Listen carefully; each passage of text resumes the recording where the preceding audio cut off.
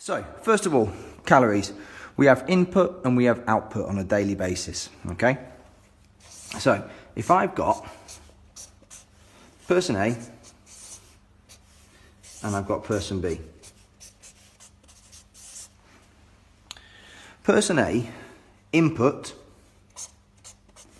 is around 2,000 calories a day. Person B's input through food, drink, alcohol, whatever it might be, is 2,000 calories as well.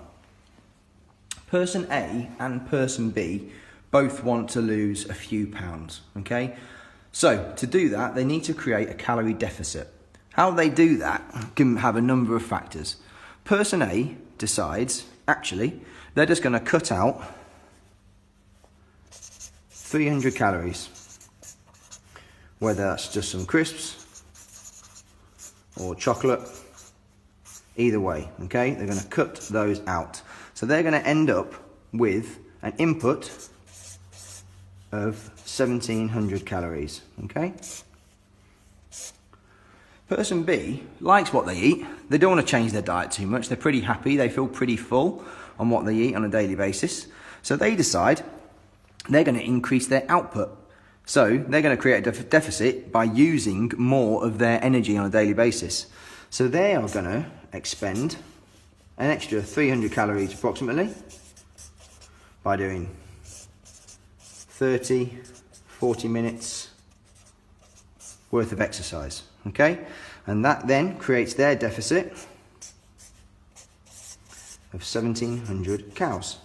So they both end up with 1,700 calories, but one has done it from taking away food and one has been doing it by expending more, but their balance is the same. Okay, so you're probably looking at a few benefits regarding the actual training or the exercise. Hopefully they're doing some sort of resistance training or some interval type training where they're going to build a little bit of muscle as well, which will be diet determining, but hopefully they're going to do something there. And yet, losing fat, losing weight, hopefully is going to be a good thing for person A anyway, by purely cutting out some unneeded calories because they're thinking they're overweight or they want to lose some fat, so they're creating a calorie deficit that way, okay? But either way, their deficit is now around 300 calories, and they're going to hopefully see a steady fat loss over the few weeks and months coming up. Obviously, what will start to happen is as their bodies get used to dealing with 1,700 calories on each level, and they reach a weight, maybe they still feel they need to lose a little bit more, they're going to have to adjust their intake again to cater for the 1,700 calories, okay? So they might have to take off another 100 calories worth of food, or expend a little bit more energy, work a little bit harder just for that extra 100 calories. Okay, so that takes them down to 1,600 calories, and that takes them down to 1,600 calories. Obviously, what we don't want to do is keep going lower and lower and lower here. We want to find that happy medium where we have enough input and enough output to find a good calorie input really. So we're eating enough food to be able to function, to feel good, and to feel energized on a daily basis. So we don't really want to drop our calories too low, okay? But that isn't 1,600 calories, that's okay. It's okay for this person. So calories in general, what are we going to make them up of? So they are made up of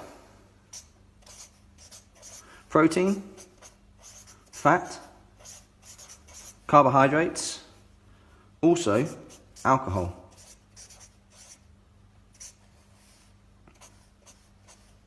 So protein has about 4 calories per gram, okay? Fat has around 9 calories per gram. Carbohydrate has about 4 calories per gram.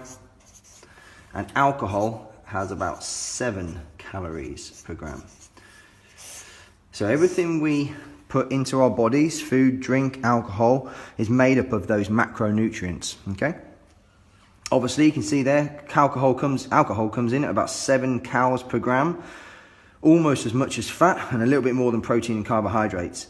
The biggest difference when it comes to alcohol is that it kind of interferes with our body systems. It slows down the metabolism of carbohydrates and fats into energy, okay? So it kind of messes with our system. And obviously, it adds 7 calories per gram. So if we are looking to reduce some calories back from person A or person B, cutting out some alcohol is going to be a good thing no matter what. It stops messing with the systems, and also there's no nutritional value in alcohol. So where carbohydrates, fat and protein will provide some minerals and vitamins, some nutrients, alcohol is fairly empty calories, okay? It just gives you your fix.